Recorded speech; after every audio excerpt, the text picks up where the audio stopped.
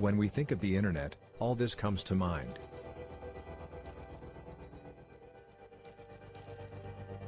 And yes, it is amazing technology.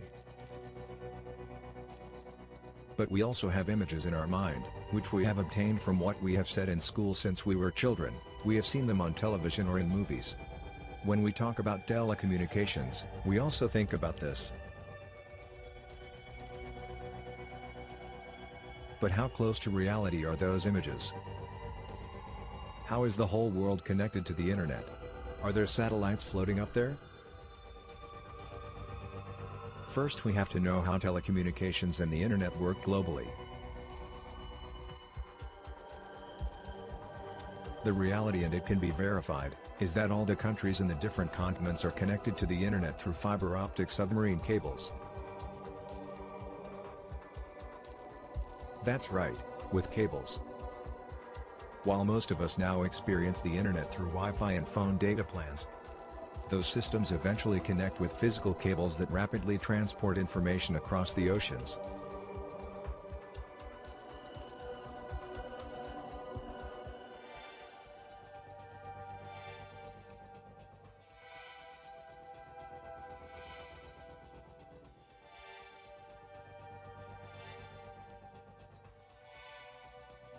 But let's go back a bit. Countries began to connect with cables from the 19th century. The first transatlantic cable was completed in 1858 to connect the United States and Great Britain. Queen Victoria commemorated the occasion with a message to President James Buchanan, which took 16 hours to air. It was a revolutionary event that communication beyond the ocean it became possible, although the communication system was at that time the telegraph.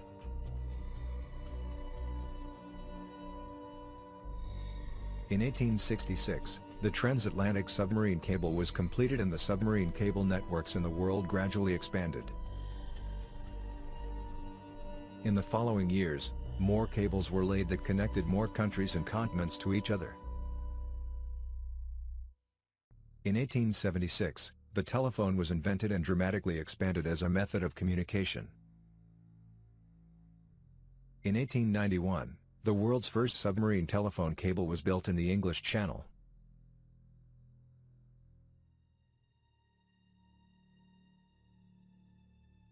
While laying a transatlantic telephone cable was seriously considered since the 1920s, the technology needed to economically viable telecommunications developed until the 1940s.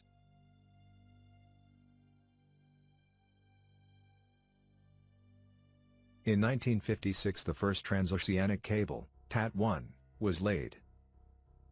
This could only carry 36 calls at a time, but it also contained a direct line from Moscow to Washington, D.C.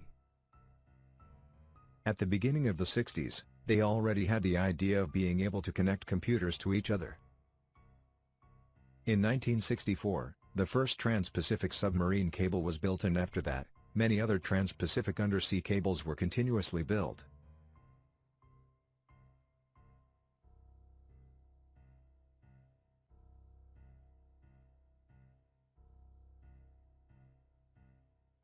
In 1965, two long-distance computers were connected for the first time, one in Massachusetts and one in California, via telephone line. This is how the Internet was born. In 1969, the United States created a military network, called ARPANET. That at the beginning there were only 4 computers connected in different universities. But 2 years later they were already 40. Thus, the network of networks continued to grow, through telephone lines.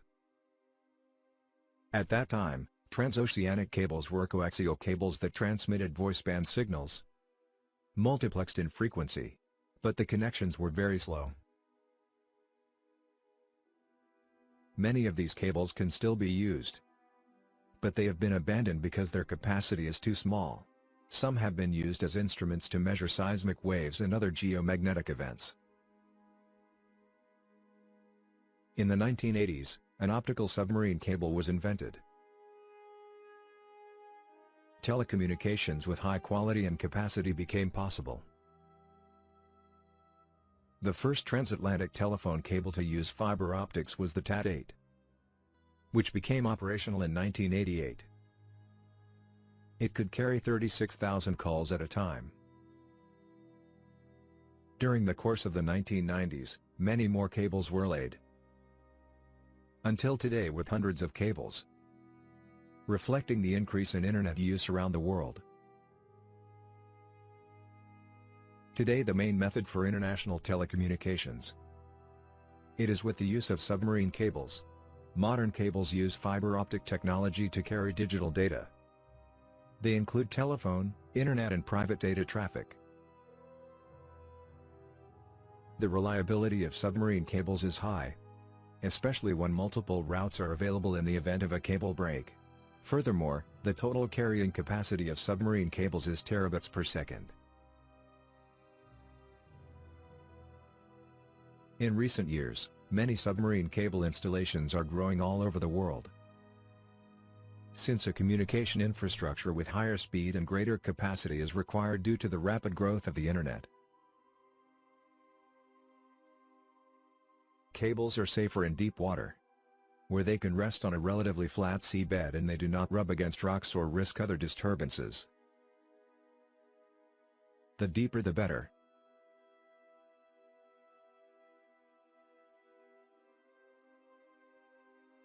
Closer to shore, cables are buried under the seabed for your protection, which explains why no cables are seen on the beach. But in the depths of the sea they are placed directly on the ocean floor.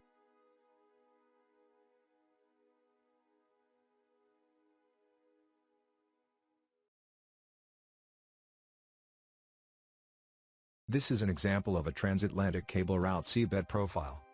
There are thousands of kilometers between one coast and the other, and as can be seen, the level is always flat. Of course with its respective relief, but no curvature is taken into account.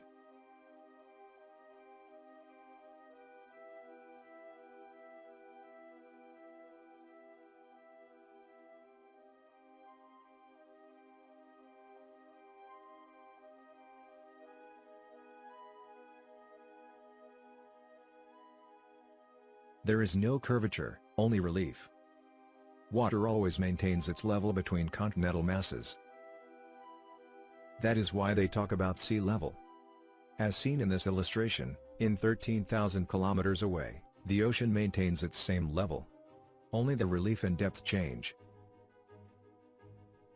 All cables currently in service use fiber optic technology. In the modern era, telecommunications companies ran most of the cable. But for the last decade the American tech giants they began to take more control. Facebook, Google, Amazon, Apple and Microsoft, they are now building their own systems submarine cable, so they have control over the infrastructure on which they depend. Facebook and Google built one of the largest cables to connect Los Angeles and Hong Kong, called Pacific Light Cable Network. The approximately 13,000 kilometers long high-speed cable.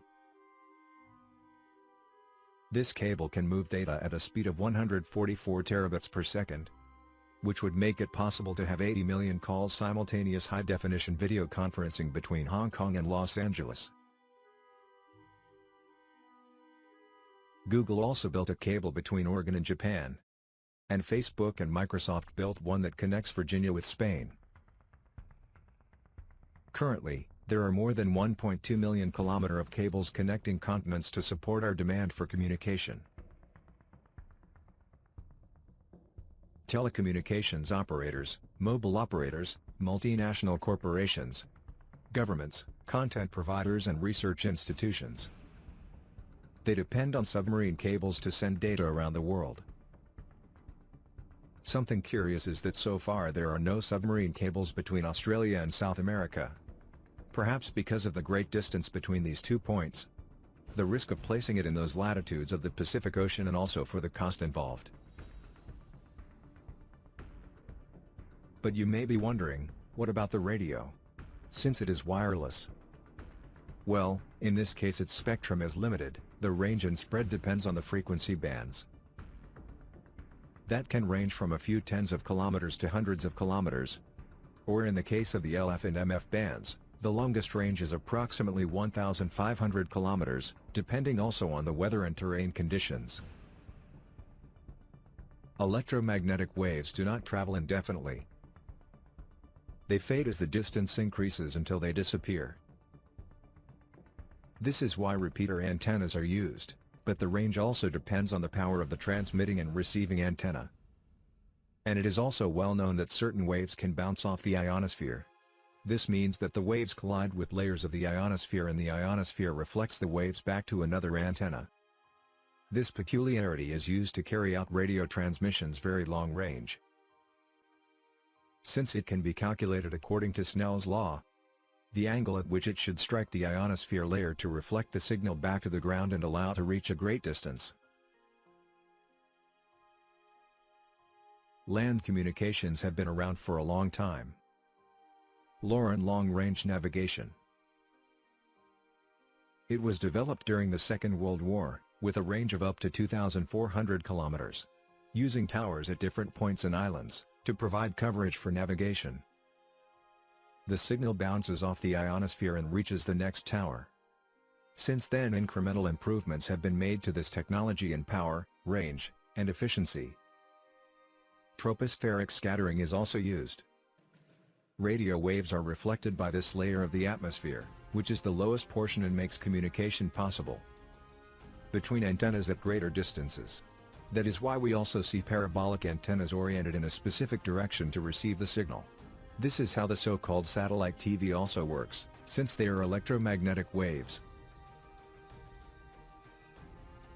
Remember that radio waves are a type of electromagnetic radiation, best known for its use in communication technologies such as television, mobile phones and of course the radio. So this is how streaming works on all these services that we use daily. Not with satellites in space. Television or radio services that have the word satellite. Perhaps more for an image and marketing issue, for wanting to highlight its technological part. But they work the same, with transmitting antennas, receivers and decoders. As we have already seen, today, more than 99% of international communications are carried out through fiber optic cables. The remaining 1% are transmitted by antennas, parabolic reflectors, airplanes, solar drones, towers and satellites on high-altitude balloons. Up to here and knowing this, the idea of satellites floating in space is discarded. But then do they exist? Well, those only exist in images, animations and science fiction. There is not a single real image or video of a satellite on the internet. If you search, all the images that appear are animations or compositions created by computer. Why don't mobile phones work in desolate areas like mountains, jungle, some rural areas or far from the coast? That's because cell phones rely on towers and towers triangulate their position. We already know that the range also depends on the quality and power of the receiving equipment. If it were for satellites in space, then there would be a signal anywhere on Earth and it would not be lost. The origins of satellites come from the mind of the famous science fiction writer Arthur C. Clarke. He wrote Arthur C. Clarke's 1945 proposal for geostationary satellite communications. Then this idea continued to appear in science fiction books and later in movies, until it occurred to them to take it to the staging of reality and create satellites out of science fiction.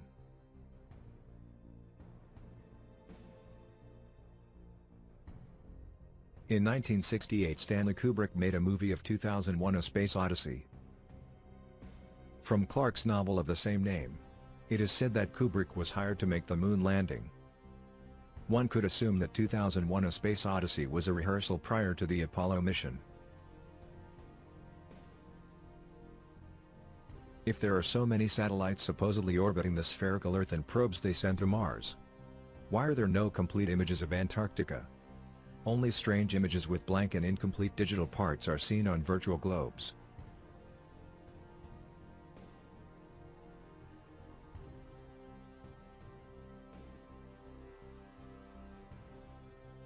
How do satellites survive over 2,200 degrees Celsius in space? Satellites are supposedly located primarily in the thermosphere where temperatures can rise to those degrees. There are only 7 elements in the periodic table that could withstand this heat, and none have been used for satellites. If we look for some examples of companies that are involved in the satellite business, we can see that the majority shareholders behind these companies are the Rothschilds. And when researching other major US medias, we will realize that it is also the same or powerful elite groups that are behind and control this. But as I already mentioned, yes, there are some types of unmanned aerial platforms capable of staying in the sky for months, acting as satellites. But they work on airplanes or solar drones, which can be in the air, for example at an altitude of 21 kilometers, circling over the same place, for a month, or the satellites in stratospheric balloons that may be flying for several months at a higher altitude, between 20 and 30 kilometers, since they do not need energy to stay in the air, depending on the type. They may need power for their motors, if they want to stay in a precise position and not drift due to winds. Even without motors, they can try to remain nearly stationary, changing their altitude to catch the winds that propel them in the right direction.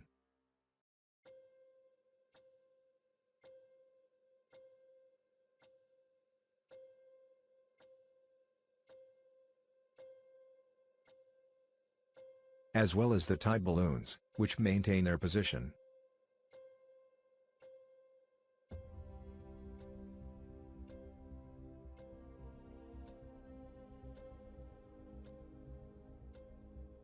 Solar-powered untethered balloons are the most useful design.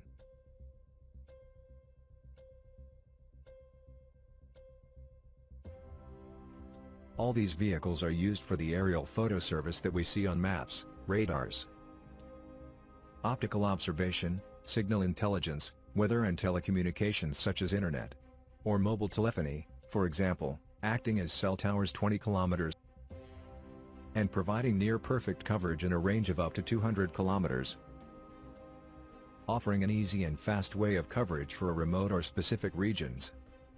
Also in military networks, surveillance, among other applications. There are at least 18 different platforms that can be used independently or in groups to provide all these services. And they can certainly be misperceived as satellites by the public. That we have always mistakenly thought that they are floating in space, but they are not. So we could say yes, if there are devices flying in the sky that are part of it. Remember, 1% of the telecommunications technology used worldwide. The other 99% is through submarine cables. There is no point in continually risking launching satellites into space if they already exist. More profitable, reliable and easy to maintain ground systems, which is true. But they say there are more than 2,600 satellites supposedly orbiting in operation. And in total, with those that no longer operate but are still floating, they are about 4,900 objects, and they say they will continue to launch even more. But in addition, there are up to 370,000 pieces of space debris flying at speeds of up to 35,000 kilometers. After seeing and understanding how telecommunications really work, we can realize and have a clear idea of what is happening in this world. And one of the most important aspects to understand it is looking at the cost of a satellite. Of those who supposedly launch into space, ranging from US $50 million to US $450 million, plus another $1 million for launch cost, plus another $1 million a month for monitoring it, etc. That is, a round business. Where will all that money go?